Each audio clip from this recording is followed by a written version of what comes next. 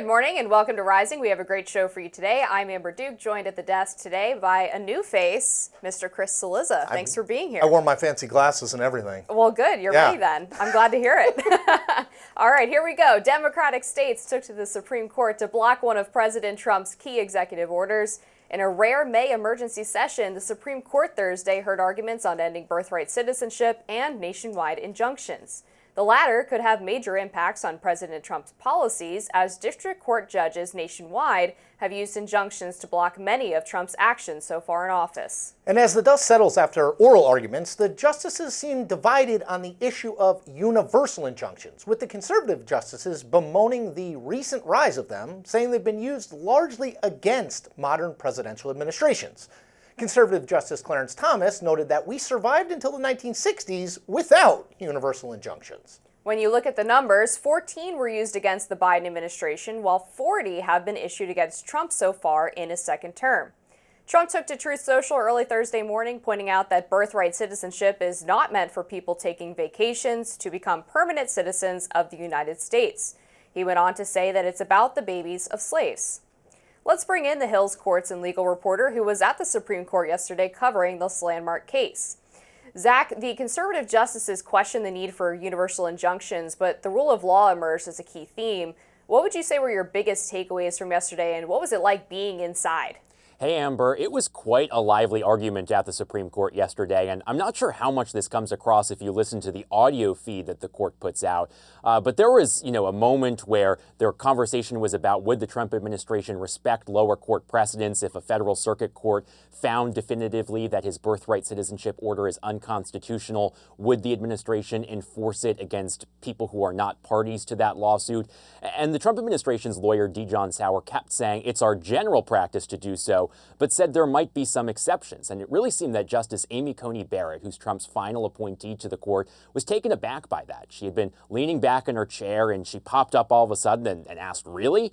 And also there was another moment where Justice Sonia Sotomayor really seemed to be talking to her fellow justices rather than the lawyers in front of her. As she was giving her thoughts about birthright citizenship, I saw her scanning her head down the bench, down the line. So it was quite a lively scene. And also just beyond what was happening at the front of the room, in the back of the room, in the public gallery, I spotted Deputy Attorney General Todd Blanche and then his deputy, Emil Bove. They normally do not come to oral arguments, and I think just goes to show the importance of the case. But in terms of legally speaking and the arguments itself, coming out of these arguments, it really does seem that the justices are quite divided on this issue of nationwide injunctions. So, Zach, you shared that courtroom with my 16-year-old son, who randomly happened to be there, and his readout was slightly less nuanced than yours. He said, it was good, but very complicated. So, that's a lot. I don't usually get that much out of him. He was confused by a lot of what you talked about, that this wasn't specifically about birthright citizenship, right? This was about injunction power. But obviously, the birthright citizenship debate was sort of looming over it. Do we have any sense on if the justices do decide to rule on that, how they would rule? I know you're reading the tea leaves a little bit, but what was your sense of that? It seemed like there were pretty ominous signs for the future of that executive order.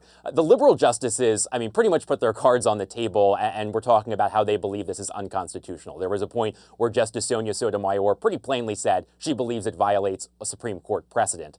So it seems that the Trump administration, on the merits of this, it might not be able to convince any of the liberal justices. And what I was really struck by is the conservative justices. They really didn't put their cards on the table, but they didn't push back. There was no justice during this argument who spoke up to defend the constitutionality of Trump's executive order.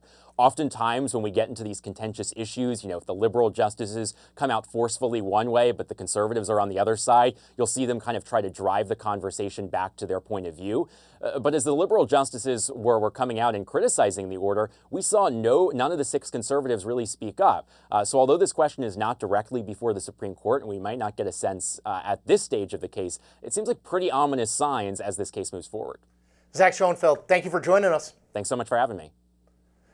All right, really interesting arguments we heard yesterday, and I agree that there were a lot of people confused about, is this about birthright citizenship or nationwide injunctions or both? But I do think that there have been a little bit of arguments in the Supreme Court recently that maybe tell us a little bit more about where the conservative justices are leaning on this issue, and particularly in terms of lower court judges in regards to the Alien Enemies Act ruling that allowed Trump to use that recently. The judge in that case out of Pennsylvania essentially referred to the analogy to pirates in terms of comparing illegal aliens to pirates. So basically extrajudicious, not necessarily members of a nation who would invade a country. And that is a similar argument that the Trump administration has been using in regards to birthright citizenship, which is that illegal aliens are like pirates.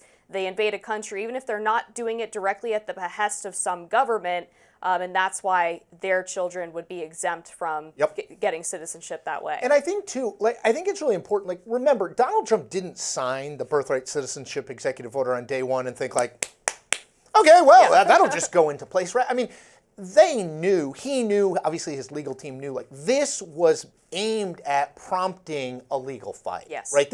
Unlike some of the things he signed, they knew that this was going to be challenged because of the 14th Amendment, right? So I always point to people, Donald Trump said he was so happy, quoted, so happy when the justices agreed to take this up, which, as Zach said, this is not exactly birthright citizenship available to people who are everyone born in this country or not. This is a little bit of a technicality, but again, I think it's, Amber, to your point, it's the Trump administration is trying to engage in these conversations at the legal level in hopes that they get some guidance. Yes, guidance that is favorable to them, but guidance on some of the stuff that is very gray area and hasn't really been challenged. So it's sort of a victory even that the Supreme Court heard these oral arguments and we're talking about these oral arguments for Donald Trump's sort of broader legal strategy. Yeah, I think that's exactly right, because I think it was in the week after the EO was issued that the DOJ called in reporters for a background briefing. Right. And I was there, and they were talking about this exact issue, which is we don't know whether or not we're going to prevail in the Supreme Court. We don't even know if the Supreme Court is going to take this up.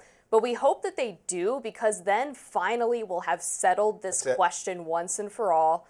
And we can have clarity as to whether or not we need to move forward through a process to actually amend the Constitution. And I will note, I think, and again, so much of this stuff, for anyone who's ever covered the Supreme Court, it's so hard. None of them come out and say well, we're not going to do that, right? It's all you're reading what they say. But I do think if I am in the Trump administration, I am not thrilled at the role Amy Coney Barrett played yesterday, where she sort of jumps in as the liberals are questioning the Solicitor General. She kind of jumps in and says, well, so are you guys going to listen if there are court rulings about anything? Because again, we are looking at, yes, it's a 6-3 majority, but John Roberts and Amy Coney Barrett are sort of swing votes on a lot of these things, these big issues.